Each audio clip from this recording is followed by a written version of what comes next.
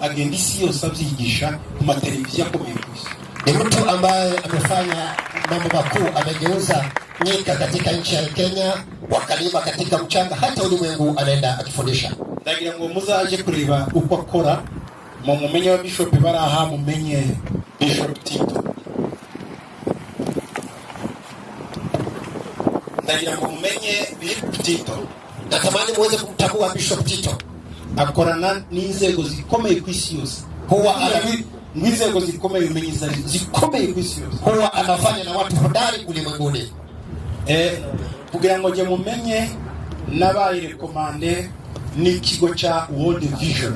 Kuko narimo nshakisha abantu bakubwira ibikomeye muri Afrika, mbashi kumutumira muri Afrika kuruka banyohereza kwa Bishop Tito.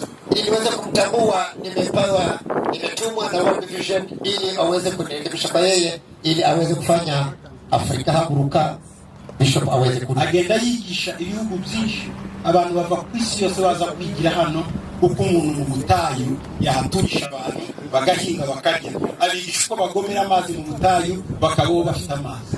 Huwa anafundisha mambo ya nyika, vile wanaweza kuleta maji katika nyikani na watu wanalima katika nyika, baadaye anaenda kufundisha ulimwengu mzima wanapata maji. After doctora, ana PhD, ni mtu kusa. Ariko murabona ukuntu yiruka akavuga Yesu bombi n'umudamu. Lakini ona vile anaenda kutangaza Yesu pamoja na mke wake. Yiruka, wakikimbia. God bless you so much. We appreciate so much. Turakushimiye cyane. Turakushimiye cyane. Tunafurahi sana izo bandukore. Yale umetenda. Inshuti yanjye John. Rafiki yangu John. Twarabaye muri 1993 muri Kenya. Mwaka 93 tumekuwa pamoja nchi ya Kenya. Twigeze kugira icyumweru turyama ku gitanda kimwe nawe dusenge. Tumefanya wiki tukichangia kitanda kimoja tukiomba. Nishimye kwa kweli nimefurahi kuona kandi kwa wageni wacu hata umejua ndugu zetu. Imani ngomukisha cyane. Mungu akubariki. Twarasenganye nawe. Tumeomba pamoja na yeye. Hari muri 1993 muri. Ilikuwa mwaka wa 93 hapa nchini. Abantu twazanye Kenya nari nyizi nagendaga nkomirije yose. Kenya nilikuwa nikijua nilitembea kama nafunga macho. Ndashima sinarizi ko hazaba abantu benshi kamwe. Sinarizi kandi ko nahashimura mama. Sikuwa najua kama mtapatikana umati huu ama kuweza kuzika mama. Ariko Imana yo yaribizi. Lakini Mungu alikuwa akijua. Nyuma y'imyaka 20 isa. Zaidi ya miaka 20 Imana yarizi ko zabandi hano naka. Mungu akijua kwamba atakuwa hapa na ngata. Nzani mubiri wa mama. Ikileta mwili wa mama. Kugira ngo abashe kuruhuka. Ili aweze kupumzika. Tutamushiza handi. Kwa nini hatukupeleka mahali pengine? Ni Imana yabishatse. Ni Mungu amependa. Kwa tumushika. Ili tuweze kumzika hapa. Yes, ashimwe. Bwana sifiwe sana. Haniyo nabandi Muhammad Rubya Rwanda. Hapa nimetoa mwito wa kwenda Rwanda. Nari moja mu Australia. Nilikuwa nikienda Australia. Ngiye indege. Nikitamani nikifunda rubani.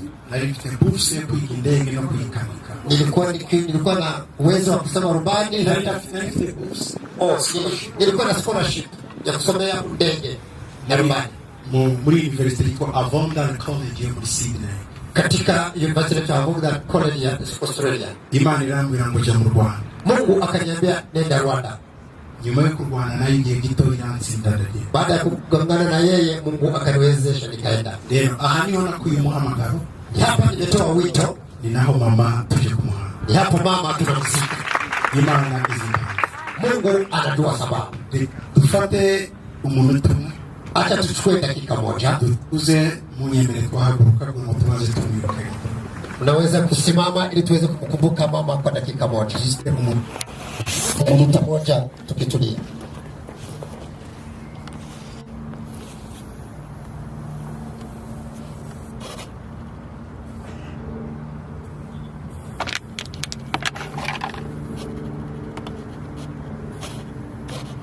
Asante sana. Murakoze. Sana.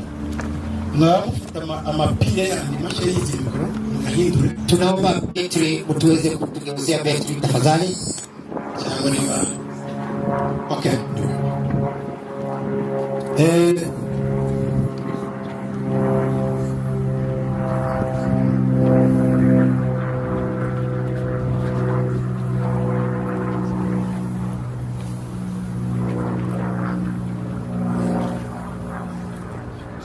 Amazina yitwa Lea na Musabaga. Majina anaitwa Lea na Musabaga Kajabika. Baba yitwa Mahibage. Baba yake anaitwa Mahibage. Mama yake yitwa Maneba. Mama yake anaitwa Maneba. Yavukiye kuri Kiriba muri Kongo. Amezaliwa Kiriba, Kongo. Mu 1935. Katika mwaka wa 1935. Yarongowe mu mwaka wa 1950. Nafanya ndoa mwaka wa 50 mu itorero rya Sepeza Sepake mu Gasenga. Katika kanisa la Sepake Gasenga. Aho ni Uvira. Hapo Uvira. Nagiriwe ubuntu twajyanye na Konso na mukuru wacu mbere bitavye Imana tujya kureba aho yashingiriwe baduha amateka gatoya naho navukiye kuri Kavimvira twagiye kuhareba. Nimeelimika kwenda na dada yangu Konso pamoja na ndugu yangu tukaenda kuangalia mahali mama nafanya harusi na mahali nimezaliwa. Bashakanye na Revera Andrea Kajabika na witavye Imana liwe data. Ameolewa na Andrea Kajabika bali baba yangu. Babyaranye abana 11. Wamepata watoto 11. Ababashe kubaho bari barindwi. Wale ambao walikuwa 7. Abane bapfuye bakiri batoya. 4 wamekufa ngali wadogo. Muri bo harimo amahasha.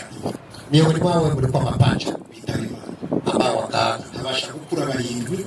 7 ndio wamekuwa abakobwa 3 n'abahungu 4, wasichana 3 na wavulana 4. Umuhungu w'imfura yitavye Imana muri 2016, Revera Nyakwigendera Ruben Kajabika Bujumbura. Mzaliwa wa kwanza na yeye amefariki, ambaye anaitwa Reverend Kajabika.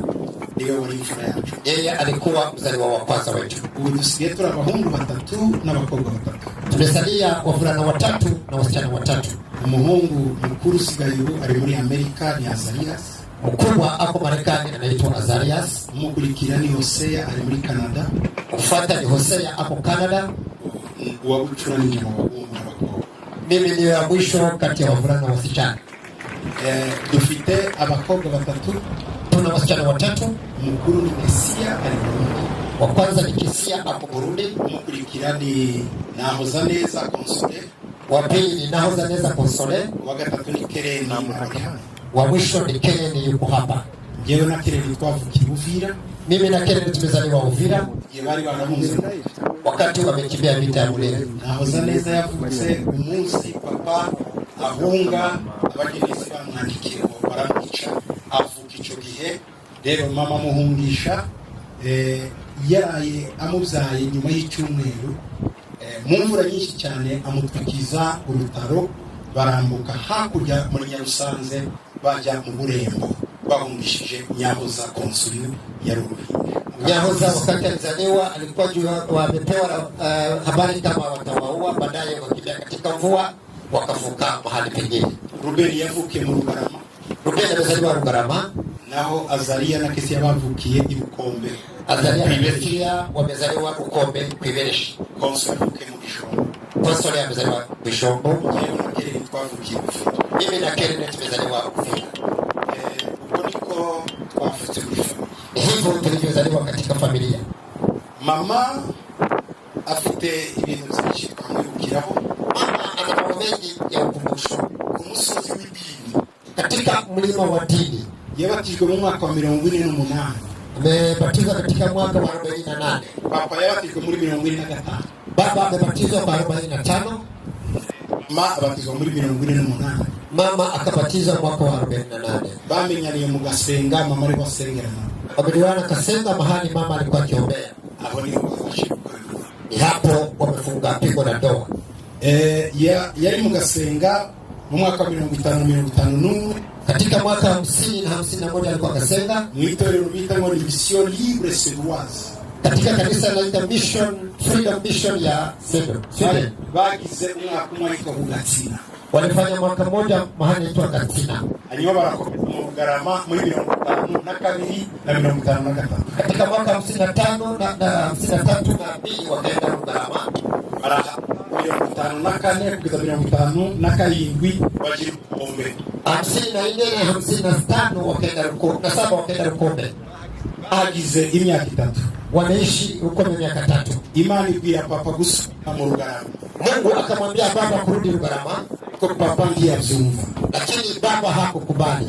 Eza ikwara. Mungu akamsababisha kupata ugonjwa.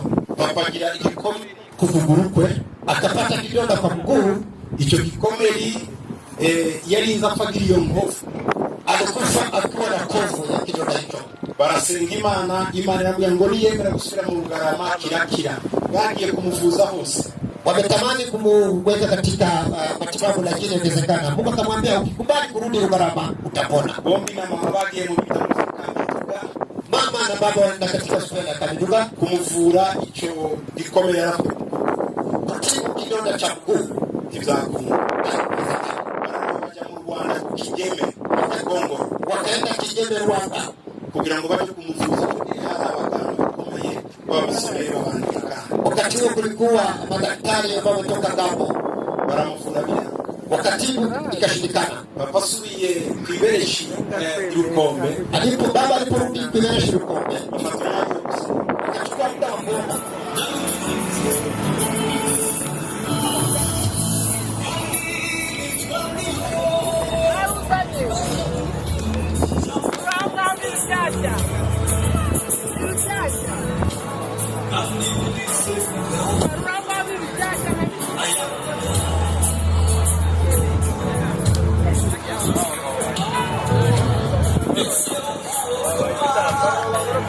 kwa hivi.